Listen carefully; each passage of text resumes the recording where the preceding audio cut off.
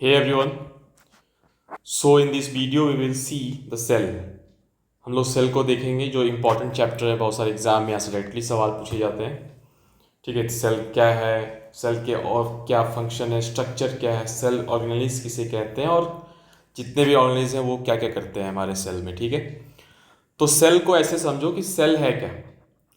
तो मान लो तुम एक घर बना रहे हो। ठीक है, सपोज करो कि तुम एक घर बना रहे हो, तुमने दीवारें दी, तो दीवार देने के लिए तुमने ईंटें लगाई, ब्रिक्स। तो ये पूरे दीवार के लिए ब्रिक्स क्या है, एक ब्रिक्स क्या है, एक यूनिट है।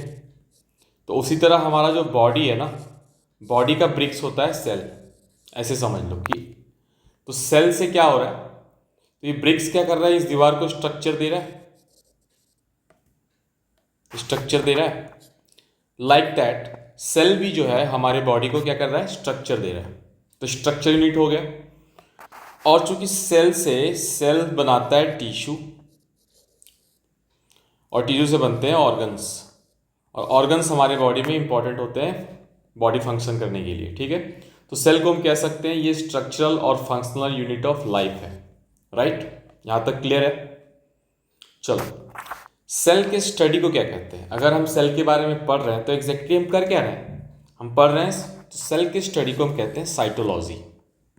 ठीक है, क्या कहते हैं, साइटोलॉजी।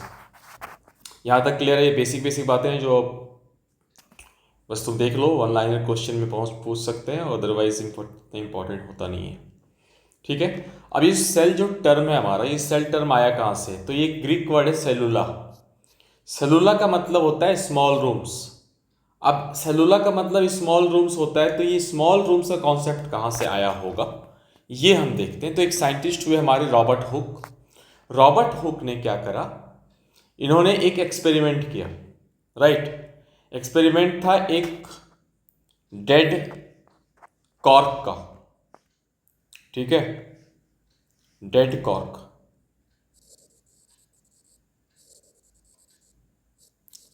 ये है हमारा डेड कॉर्क का इमेज, यहाँ पे आप देख रहे हो।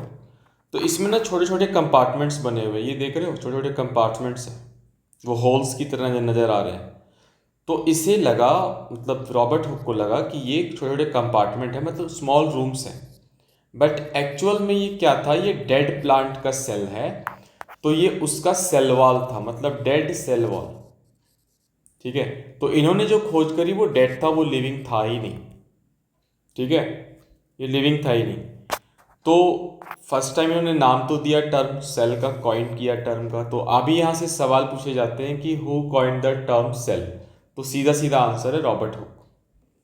लेकिन जब सवाल पूछे जाएंगे लिविंग सेल किसने ऑब्जर्व करा फर्स्ट टाइम, तो उनका नाम है एंटोनी वैन ल्यूवेनहॉक। प्रोनाउंसिएशन देख लेना, मेरे से गलती होगी मुझे पता है, बट आप समझ लो ये नाम इंपॉर्टेंट है, प्रोनाउंसिएशन नहीं। ठीक है, तो एंटोनी वैन ल्यूवेनहॉक जो थे ये पहले थे जिन्होंने ऑब्जर्व करा लिविंग सेल को। इन्होंने प्रैक्टिकल माइक्रोस्कोप का भी इन्वेंशन किया है, और इन्हें फादर ऑफ माइक्रोबायोलॉजी भी कहते हैं। तो ये इंपॉर्टेंट हो जाता है एग्जामिनेशन पॉइंट ऑफ व्यू से। जितने भी वन लाइनर सवाल आते हैं वहाँ से, वहाँ आप ये देखने को मिलेगा आपको। ठीक है, इन्होंने बहुत सारे माइक्रो ऑर्गेनिजम्स को भी और डिस्कवरी करा है इन्होंने, जैसे कि प्रोटोजोआ को, बैक्टीरिया को, स्पर्म को। और इन्हें ये इन्होंने नाम दिया एनिमल क्यूल्स। तो ये एनिमल क्यूल्स टर्म दिया है इन्होंने अपनी डिस्कवरी को, जो माइक्रो ऑर्गेनिजम्स को इन्होंने खोजा। उसके बाद जब लिविंग सेल इन्होंने खोजा तो उसमें एक न्यूक्लियस होगा, ये ऑब्जर्व करा फर्स्ट टाइम 1831 में रॉबर्ट ब्राउन ने। ठीक है, अब देखो आगे क्या हो रहा है, अब यहाँ पे माइक्रोस्कोप का इन्वेंशन हो रहा है। ठीक है, और जो साइंस है वो हमारा एडवांस होता जा रहा है। तो एडवांस जब साइंस होगा तो और भी छोटे छोटे चीज खोजे जाएंगे ना। सेल के अंदर घुस गए सारे साइंटिस्ट के, अब और उसके अंदर क्या मिल सकता है, तो जो भी चीजें खोजी गई बाद में वो ऑर्गेनिज हम लोग आगे देखेंगे। तो पहले, उससे पहले हम ये जानते हैं कि जो हमारा ये माथियास स्लाइडन और थियोडोर सिवान, ये दो साइंटिस्ट हुए, जर्मन साइंटिस्ट थे, they both were German scientist. Schleiden ने कहा कि all plants are compose of different kinds of cells. ठीक है, which form the tissue of the plant. जैसे कि अभी बताया मैंने, सेल से क्या बनता है, सेल से बनता है टिश्यू और उससे बनता है ऑर्गन्स, राइट।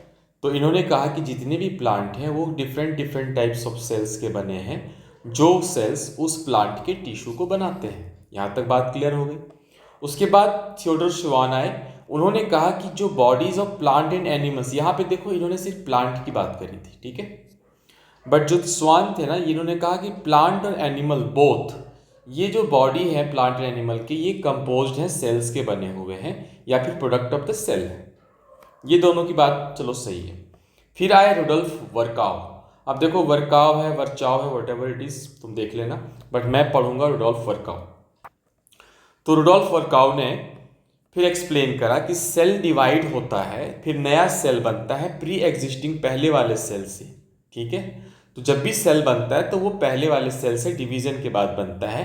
ये बात इन्होंने कही रुडोल्फ वर्काव ने, और इन्होंने इस थ्योरी का नाम दिया ओमनी सेलुला ई सेलुला। ये जानने की जरूरत नहीं है, बट ये जान लो कि जितने भी सेल बनते हैं न्यू सेल, वो सेल डिवीजन होते हैं प्री एग्जिस्टिंग सेल से, then new cell get form, ठीक है। तो अब देखो, अब ये दोनों की बातें और रुडोल्फ वर्काव की बातें, तीनों की बातें मिलकर, ठीक है, एक हमारा नया आज का जो मॉडर्न सेल थ्योरी है वो तैयार होता है। और मॉडर्न सेल थ्योरी में क्या बोला गया कि all living organisms are composed of cells and product of cell. तो यहाँ पे ये दोनों की बातें हो गई। और जो सेकेंड वाला हमारा पॉइंट है वो है all cells arise from pre existing cells, Rudolf Virchow की बात। तो ये तीनों साइंटिस्ट का पूरा पूरा कंट्रीब्यूशन है जो आज का मॉडर्न सेल थ्योरी है। तो अगर हम सवाल ये पूछा जाए कि मॉडर्न सेल थ्योरी में किन साइंटिस्टों का कंट्रीब्यूशन है, योगदान है, then the answer would be Matthias Schleiden, Theodor Schwann and Rudolf Virchow, right. चलो अब आगे बढ़ते हैं। ये तो हो गई सेल की इंट्रोडक्शन वाला पार्ट हो गया, ठीक है। अब यहाँ पे देखो बेसिक बेसिक बात है कि सेल को जो पहली बार सेल की इन्होंने कॉइन किया, टर्म को ऑब्जर्व किया, तो वो रॉबर्ट हुक थे, बट वो डेड सेल था। फिर एंटोनी वैन ल्यूवेनहॉक आए, उन्होंने लिविंग सेल को ढूंढा। रॉबर्ट ब्राउन आए, उन्होंने सेल के अंदर न्यूक्लियस होता है ये बात बताई, ठीक है। फादर ऑफ माइक्रोबायोलॉजी हम लोग कहते हैं एंटोनी वैन ल्यूवेनहॉक को। इन्होंने प्रोटोजोआ, बैक्टीरिया, स्पर्म का भी डिस्कवरी करा, जिसको इन्होंने नाम दिया एनिमलक्यूल्स, ठीक है। माइक्रोस्कोप का इन्वेंशन हुआ। देन मथियास स्लाइडन आए, स्वान आए, रुडोल्फ वर्काव आए, और इन्होंने इन तीनों ने मिलकर दिया हमें मॉडर्न सेल थ्योरी। अब हम आगे बढ़ते हैं टाइप्स ऑफ सेल पे। टाइप्स ऑफ सेल पे देखो क्या है, यहाँ पे दो टाइप के सेल होते हैं, on the basis of what, on the basis of types of organism, right. अब यहाँ पे देखो ये जो सेल है दो टाइप के, ये है prokaryotic cell and eukaryotic cell. Prokaryotic का मतलब, जो हम कह रहे हैं प्रोकार्योटिक, प्रो का मतलब प्रो प्लेयर नहीं हो गया, प्रो का मतलब हो गया प्रिमिटिव, प्रिमिटिव आप इसे कह लो एंशिएंट। अब क्यों है प्रिमिटिव, कुछ तो कमी होगी ना प्रिमिटिव है तो। और ये जो यूकार्योटिक है ये है डेवलप्ड, ठीक है।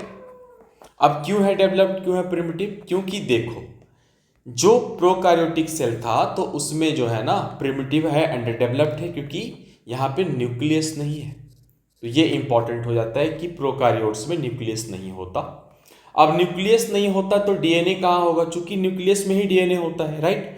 तो डीएनए जो है वो प्रोकार्योट सेल में जो साइटोप्लाज्म होता है उसमें फ्रीली फ्लोट करता है, डीएनए फ्लोट इन साइटोप्लाज्म, ठीक है। और यहाँ पे सेल वॉल तो होता है बट ऑर्गेनेलिज नहीं होता, ठीक है। एनारोबिक और एरोबिक रिएक्शन होता है यहाँ पे। डिवीजन होता है फास्ट, फिजन और बडिंग के प्रोसेस से। फिजन और बडिंग हम लोग आगे भी पढ़ेंगे जब सेल डिवीजन पढ़ेंगे, वहाँ पे हम लोग माइटोसिस भी पढ़ेंगे, मियोसिस भी पढ़ेंगे, ठीक है। और जब यूकार्योटिक सेल है ये डेवलप्ड क्यों कहा गया, क्योंकि यहाँ पे होता है न्यूक्लियस। तो न्यूक्लियस हो गया तो ये डेवलप्ड हो गया, क्योंकि डीएनए अब न्यूक्लियस के अंदर होगा।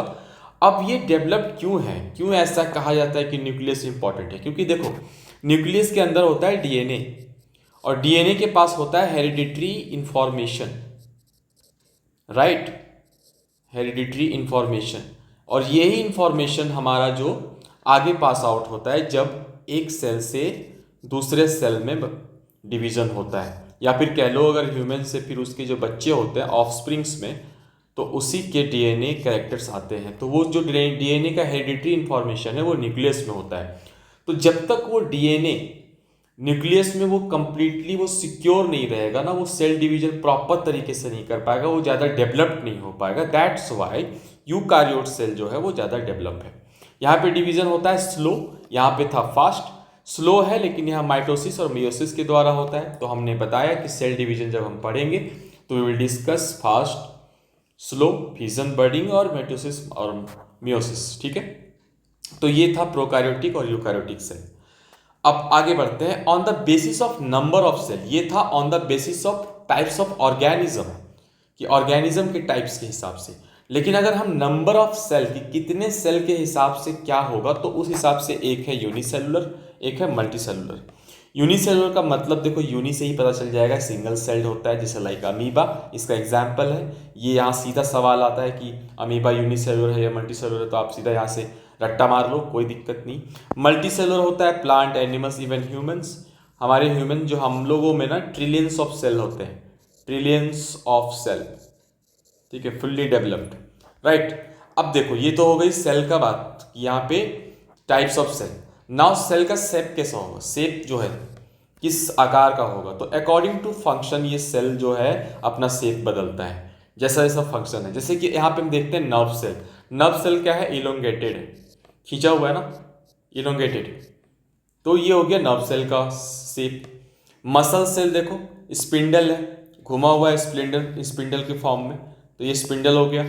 ठीक है, आरबीसी जो है वो डिस्क के शेप में है, तो डिस्कॉइडल कह सकते हैं। तो अलग अलग शेप होता है, तो इसका कोई फिक्स शेप नहीं होता है, जिस हिसाब से इसे फंक्शन करना होता है सेल को, उस हिसाब से ये शेप ले लेता है। अब ये शेप की बात हो गई। अब सेल का साइज देखते हैं, which is very very important. यहाँ से सवाल बनते हैं और डायरेक्ट सवाल देखे जाते हैं एग्जाम में, वन लाइनर एग्जाम्स।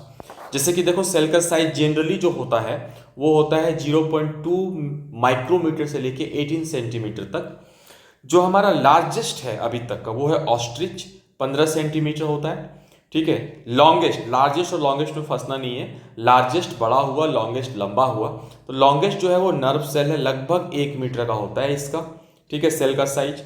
और जो सबसे स्मॉलेस्ट है वो है जैसे माइक्रोप्लाज्मा में पाया जाता है। ठीक है, यहाँ पे 0.1 माइक्रोमीटर है, ह्यूमन एग में भी 0.1 माइक्रोमीटर होता है। ठीक है, तो ये पीपीएलओ इसको कह सकते हैं। पीपीएलओ होता है प्लूरोनिमोनिया लाइक ऑर्गेनिज्म, छोटे छोटे ऑर्गेनिजम्स होता है। तो इसके जो सेल का जो साइज होता है वो बहुत ही छोटा होता है।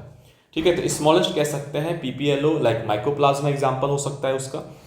ठीक है, लॉन्गेस्ट हो जाएगा हमारा नर्व सेल जो लगभग 1 मीटर का होता है। एंड देन लार्जेस्ट ऑस्ट्रिच का, वी ऑलरेडी नो दैट।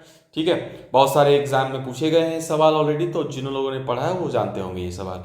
ठीक है, अब आते हैं जो सेल का 3 basic component of the cell. यहाँ से सवाल हमारा आगे बहुत सारा सवाल देखने को मिलेगा, और ये इंपॉर्टेंट हमारा कॉन्सेप्ट है ये सेल का, क्योंकि यहीं पे सारे इंपॉर्टेंट ऑर्गेनिज्म हम लोग आगे पढ़ने वाले हैं। तो 3 basic concept of the cell, components of the cell ये है।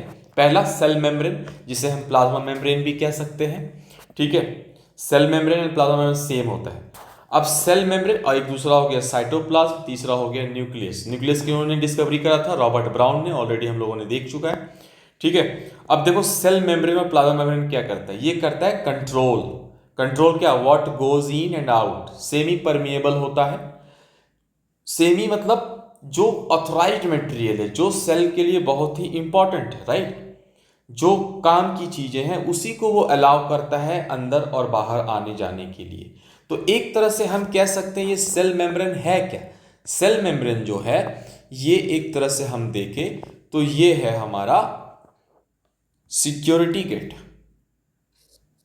Security gate. ठीक है, ये हो गया सेल मेम्ब्रेन। साइटोप्लाज्म क्या है, ये फ्लोर है, फ्लोर। चलो मान लो ऐसे समझते हैं कि मान लेते हैं एक फैक्ट्री है, ये गेट है फैक्ट्री का। ठीक है, ये फैक्ट्री है, यहां पे कुछ बनता हो, कुछ भी बनता हो। तो इस फैक्ट्री का जो ये गेट है ना, यहाँ पे ये सिक्योरिटी गेट है, ये सेल मेम्ब्रेन, राइट। इसका काम क्या है कि ऑथराइज्ड मटेरियल को अंदर जाने दो, बाहर आने दो, अदरवाइज फालतू की चीजें को अलाउ नहीं करना है। ठीक है, कंट्रोल करता है what goes in goes out. यहां तक बात क्लियर। सेमी परमिएबल होता है। ठीक है, परमिएबल एफ सब्सटेंस वो होता है जो अलाउ करता हो अपने थ्रू कुछ चीजों को पास करने के लिए। ठीक है, ये सेल मेम्ब्रेन प्लांट और एनिमल्स दोनों में पाए जाते हैं। प्रोटीन और लिपिड्स से ये बना होता है, made up of protein and lipids. तो ये इंपॉर्टेंट है कि किस चीज़ से बना होता है। ठीक है, ये हो गया सेल मेम्ब्रेन। एक चीज़ मैं यहाँ पे बताना भूल गया आपको कि जो देखो यहाँ पे प्रोटीन और लिपिड्स से तो बनाया होता है, सेल वॉल जो होता है आगे हम लोग पढ़ लेंगे, कोई बात नहीं। उसके बाद साइटोप्लाज्म, देखो साइटोप्लाज्म क्या है, ये फ्लोर है। फ्लोर मतलब अगर हम इस फैक्ट्री के अंदर घुसते हैं तो अंदर फ्लोर होंगे ना। अब देखो फ्लोर अंदर होंगे, अभी दिख नहीं रहा होगा शायद, मान लेते हैं कि फ्लोर है, ये 2D पिक्चर है तो आप समझ लेना कि अंदर फ्लोर है, ज़मीन है। अब उस ज़मीन में बहुत सारी मशीनरीज रखी हुई है जो अलग अलग फंक्शन कर रहा है फैक्ट्रीज में। तो साइटोप्लाज्म के अंदर वो सारे ऑर्गेनिज्म मिलेंगे जो हम लोग आगे पढ़ने वाले हैं। अभी बस ये समझ लो कि साइटोप्लाज्म है क्या। साइटोप्लाज्म एक जेली लाइक फ्लूइड है, ठीक है, पदार्थ, जेली लाइक, तैरता हुआ, जहां पे सारे ऑर्गेनिज्म जो है वो फ्लोट करते हैं, तैरते हैं। साइटोप्लाज्म को डिस्कवर किया था कोलिकर ने 1862 में। वन लाइनर फैक्ट्स के लिए मैंने लिखा है, जरूरी नहीं है बट आप देख लेना इन केस कहीं एग्जाम में आ ही जाए। उसके बाद हम पढ़ते हैं न्यूक्लियस के बारे में। न्यूक्लियस रॉबर्ट ब्राउन ने खोजा, कंट्रोल करता है सारे एक्टिविटीज ऑफ द सेल को। और इसके अंदर क्या है, डीएनए है। डीएनए है तो इंस्ट्रक्शन ऑफ द सेल है। अब डीएनए है ना तो इसके पास इंफॉर्मेशन है। अब ये कंट्रोल कर रहा है, ये कौन है, ये मैनेजर है पूरा फैक्ट्री का, ये मैनेजर है। मैनेजर क्यों है भाई, क्योंकि ये कंट्रोल कर रहा है सारी एक्टिविटीज को ना, इसके पास इंफॉर्मेशन है, ही हैज डेटाबेस। तो डेटाबेस को हिसाब से वो कंट्रोल करता है। ठीक है, अब यहाँ पे देखो, अब जो सेल मेम्ब्रेन में ना कुछ चीज़ें आ रही हैं, कुछ जा रही है, तो जो होता है वो प्रोसेस और डिफ्यूज़न के थ्रू और ऑस्मोसिस के थ्रू। डिफ्यूज़न क्या होता है, जब हाई कॉन्सेंट्रेशन से जो सोल्यूट होता है, कोई भी चीज़, कोई भी मटेरियल, सोल्यूट समझ लो यहाँ पे, जब लो कॉन्सेंट्रेशन में जाता है तो वो होता है डिफ्यूज़न। और जब लो टू हाई होता है देन ये होता है ऑस्मोसिस। और अगर ये यहाँ का जो सोल्यूट लो टू हाई तो गया बट यहाँ पे सॉल्वेंट बना, ये सॉल्वेंट अगर आउटसाइड ऑफ द सेल जाना चाहता है तो उसको बोलते हैं इंडो ऑस्मोसिस। ये इंपॉर्टेंट नहीं है बट मैंने बता दिया ताकि देख लो कोई भी एग्जाम में ऐसे ही सवाल आ जाए कि डिफ्यूजन ऑस्मोसिस होता कहाँ पे है, तो आप ये समझ लेना कि सेल मेम्ब्रेन में होता है।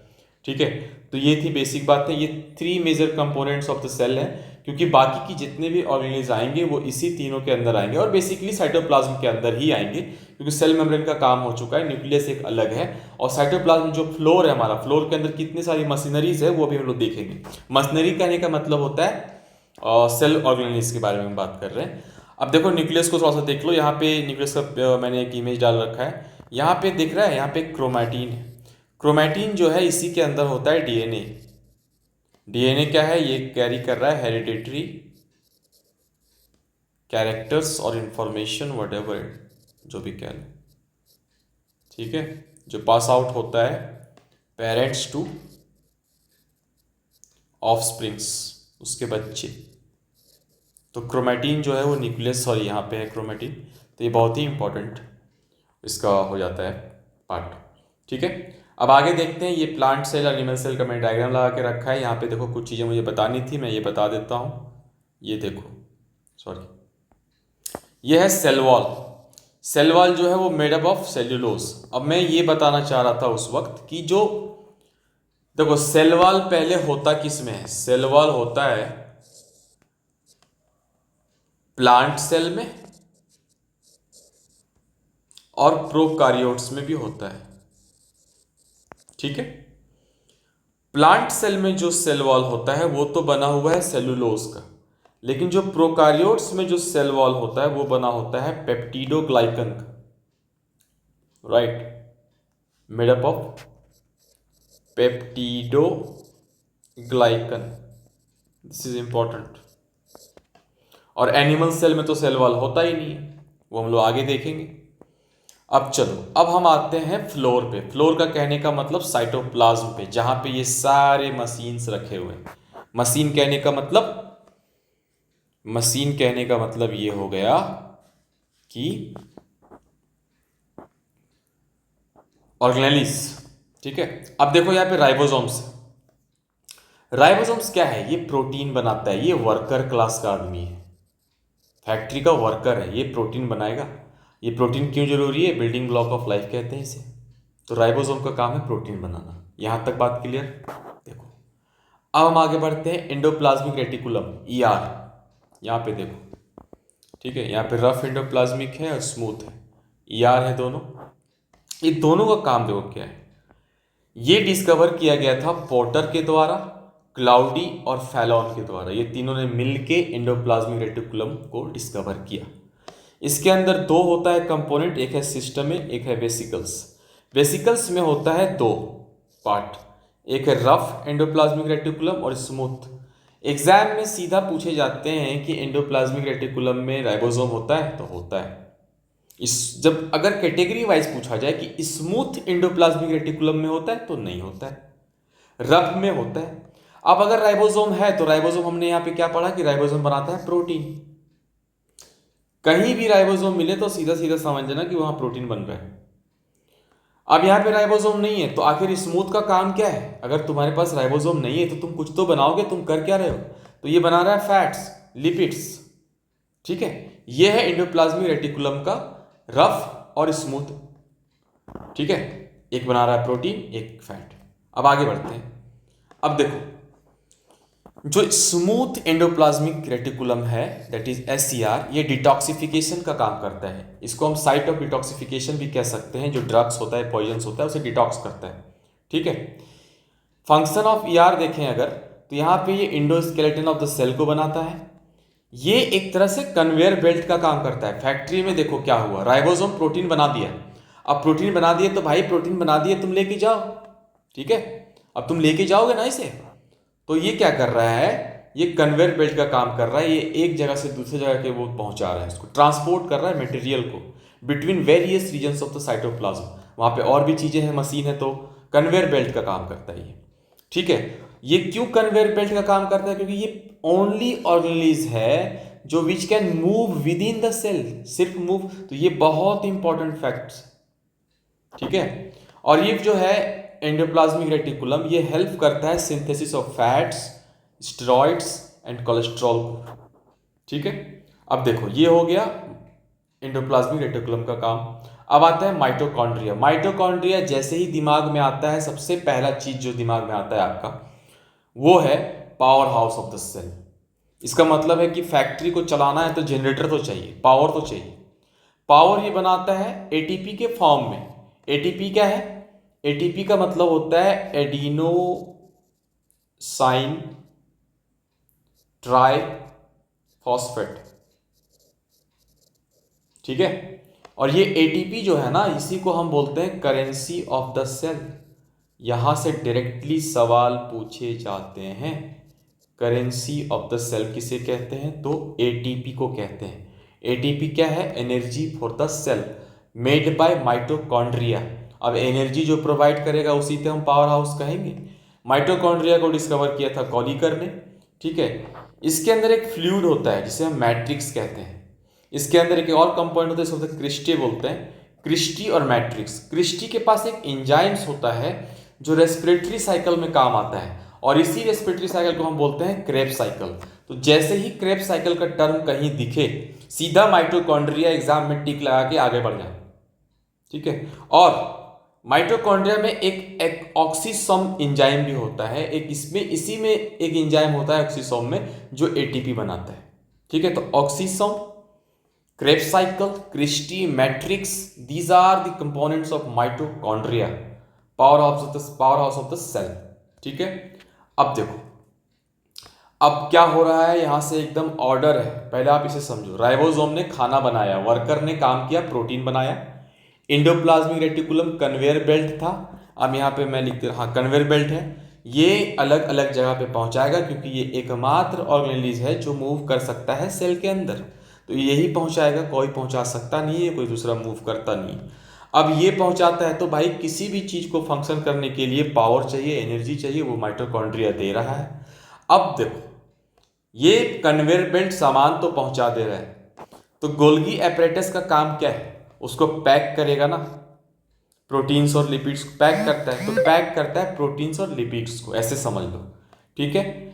गोल्गी एपरेटस का नाम कैमिलो गोल्गी जो साइंटिस्ट थे, इनके नाम पे पढ़ा, इन्होंने डिस्कवरी करा था गोल्गी एपरेटस का। ये जो गोल्गी एपरेटस है ये also involve in formation of lysosomes. Lysosomes हम लोग अभी आगे देखेंगे। और help in melanin synthesis, melanin को भी बनाने में इसका बहुत बड़ा कंट्रीब्यूशन है गोल्गी एपरेटस का। ठीक है, मेलानिन क्या होता है इस तरह से समझ लो कि जैसे अगर हम कहते हैं कि कोई आदमी कुछ ज़्यादा ही काला या सांवला तो उसमें मेलानिन का कंटेंट ज़्यादा होता है, ऐसे ही कुछ समझ लो। तो ये जो मेलानिन है इसे सिंथेसाइज करने के लिए गोल्गी एपरेटस का बहुत बड़ा कंट्रीब्यूशन होता है। ठीक है, अब हम आगे देखते हैं लाइसोसोम्स को। लाइसोसोम्स क्या कर रहा है, ये क्लीन अप क्रू है। अब देखो फैक्ट्री में काम होगा तो गंदगी भी होगा ना, वेस्ट भी होगा, तो वेस्ट को डाइजेस्ट करने का काम लाइसोसोम्स का है। क्यों डाइजेस्ट कर पाता है ये इसलिए कर पाता है क्योंकि इसके पास पावरफुल डाइजेस्टिव एंजाइम्स होते हैं। इतना पावरफुल होता है कि अगर सेल जो है अगर ये डैमेज हो जाता है, इफ इट गेट्स डैमेज्ड, तो जो सेल है ना इसी को खाना स्टार्ट कर देगा इसका एंजाइम्स। और इसीलिए लाइसोसोम्स को सुसाइडल बैग भी कहते हैं ऑफ द सेल। बात समझ में आ रहा है? देखो मैंने ये सिंपल और क्रिस्प रखा है कि जो काम की चीज़ें एग्जाम में पूछी जाती है वो, अगर आपको नीट की प्रिपरेशन करनी है, मेडिकल की करनी है, तो आप फिर वो डिटेल में पढ़ सकते हो, बट इससे ज़्यादा एग्ज़ाम कंपटीशन में पूछे नहीं जाते हैं। एंड आई थिंक वो बहुत मोर देन सफिशिएंट होगा।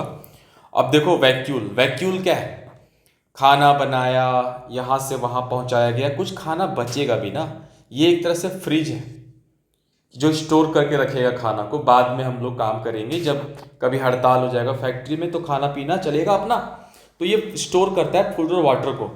फूड और वाटर कहने का मतलब है फूड में क्या क्या हो सकता है, अमीनो एसिड्स हो सकता है, प्रोटीन हो सकता है, शुगर हो सकता है। ठीक है, ये जो वैक्यूल होता है ये लार्ज होता है प्लांट सेल में, यहाँ से डायरेक्टली सवाल है, और स्मॉल होता है एनिमल सेल में। ये कभी उल्टा कर देगा एग्जाम में और आप कंफ्यूज कर जाओगे, यहाँ से स्टेटमेंट वाले सवाल बनते हैं। तो आप ये देख लेना कि लार्ज होते हैं प्लांट सेल में। क्यों होंगे प्लांट सेल में लार्ज, और स्मॉल क्यों होंगे? क्योंकि देखो प्लांट को ही खाना बहुत देर तक चाहिए होगा स्टोर करने के लिए, ज़्यादा जगह चाहिए, क्योंकि प्लांट आंधी तूफान पतझड़ में झड़ गया। ठीक है, बट एनिमल क्या है ना, उन्होंने वो अपना उपाय जुगाड़ कहीं ना कहीं लगा लेते हैं।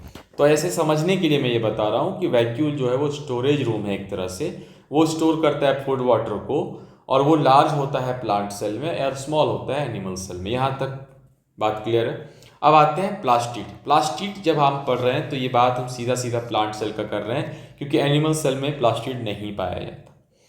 ये प्लास्टिड की खोज एवी लेवनहॉक ने ही किया था, वही बंदे हैं ये वही बंदा जिन्होंने यहाँ पे क्या करा, देखो फर्स्ट बैग दिखाया ना मैंने, पहला लिविंग सेल, यही इन्होंने खोजा है प्लास्टिड को। अब देखो प्लास्टिड क्या है, प्लास्टिड हम लोग समझते हैं, राइट। ये सिर्फ प्लांट सेल में होता है, ठीक है। इसका खुद का डीएनए भी है, राइबोसोम्स भी है, मतलब यहाँ पे डीएनए में हेरिडिटरी कैरेक्टर्स भी होंगे और राइबोसोम से तो प्रोटीन भी बनाता होगा। प्लास्टिड जो है वो depending upon types of pigment, किस तरह का पिगमेंट उसके अंदर प्रेजेंट है, उस हिसाब से प्लास्टिड 3 कैटेगरी में बांटा गया। एक है ल्यूकोप्लास्ट, क्रोमोप्लास्ट, क्लोरोप्लास्ट।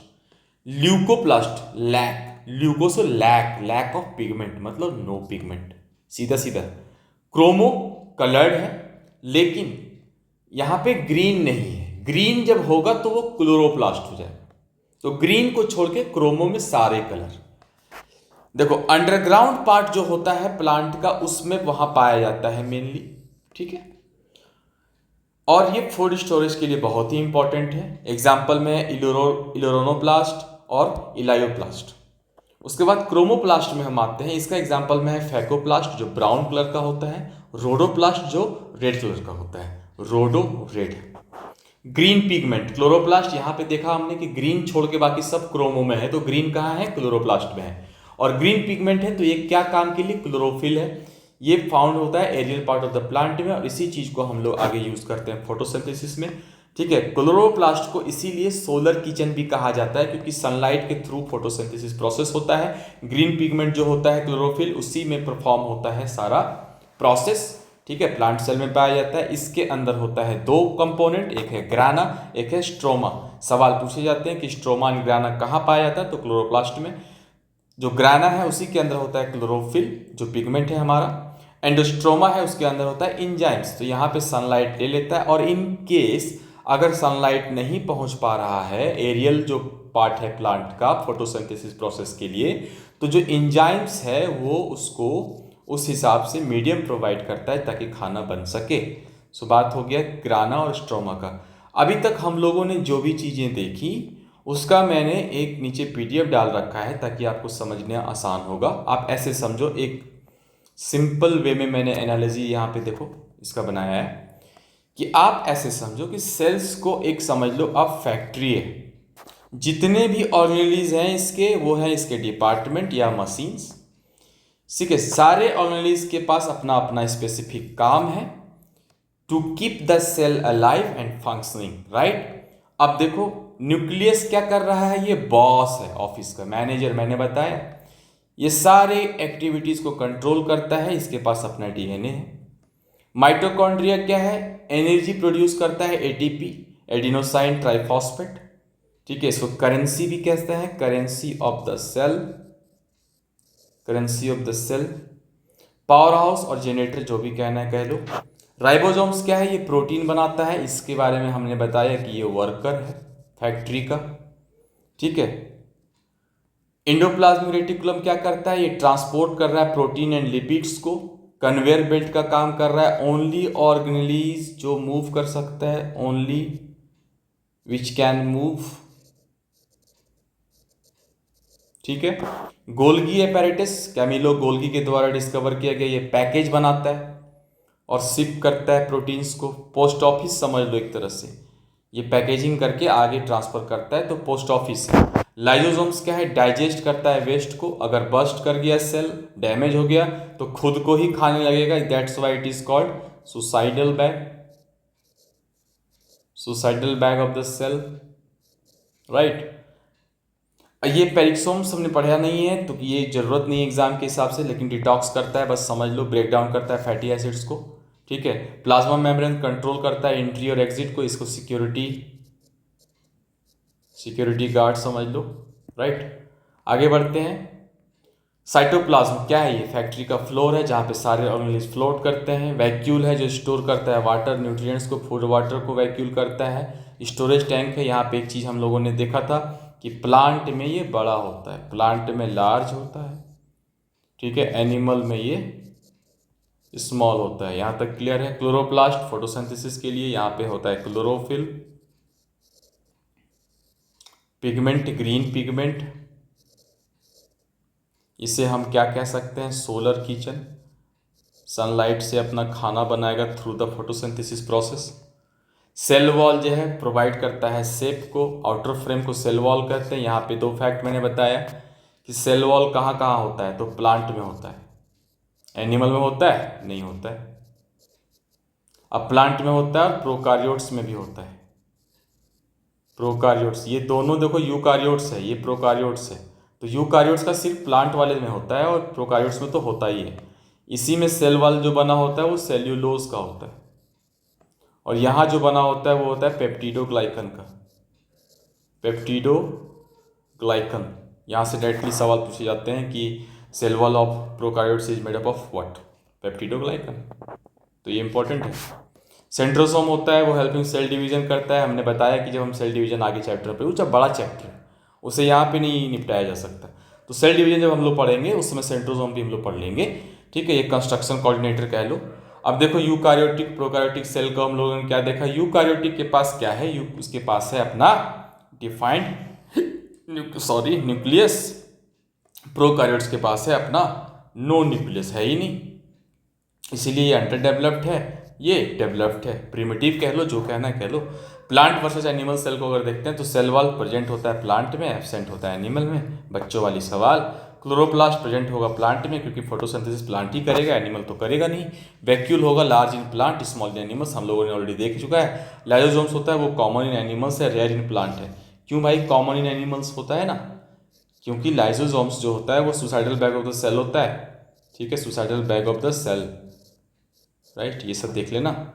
उसके बाद खत्म हो गया। न्यूक्लियस जो है वो डीएनए और कंट्रोल सेंटर हो गया। अब एक चीज़ और देख लेते हैं, माइटोकॉन्ड्रिया एटीपी बनाता है, एडिनोसाइन ट्राइफॉस्फेट रेस्पिरेशन काम आता है। यहाँ पे हम लोगों ने देखा क्रेब साइकिल को, क्रेब्स साइकिल जैसे दिमाग में आए, माइटोकॉन्ड्रिया दिमाग में आ जाना चाहिए। राइबोसोम्स वर्कर है, प्रोटीन बनाएगा, ठीक है। एंडोप्लाज्मिक रेटिकुलम ट्रांसपोर्ट करेगा लिपिड प्रोटीन को, गोल्गी पैकेजिंग करेगा, लाइसोसोम डाइजेशन करेगा, क्लोरोप्लास्ट फोटोसिंथेसिस करेगा, वैक्यूल स्टोरेज करेगा, और सेल जो है सेल वॉल शेप देगा सेलुलोज का प्लांट्स में, और पेप्टिडोग्लाइकन इन यूकारियोट सॉरी प्रोकारियोट्स में। तो ये था हमारा सेल। और जितने भी कॉम्पिटिटिव एग्ज़ाम्स हैं वन लाइनर स्पेशली, वहाँ पे इससे सवाल तो नहीं छूटने चाहिए। और आप ये देख लो, एंड आप कोई एमसीक्यू भी देख सकते हो, बहुत सारा चैनल होता है जहाँ पे एमसीक्यू बनाया जाता है, तो आप एक दो वीडियो देख लेना, तो आपको समझ में आ जाएगा कि इस वीडियो से आपने क्या सीखा है, ठीक है। तो ये था हमारा आज का चैप्टर सेल का। और अगर कुछ भी ऐसा लगे जो कुछ छूट गया हो तो आप कमेंट सेक्शन में बता सकते हो हमें, सो मैं आगे उसे अपडेट कर दूंगा, ठीक है। तो thank you and best of luck.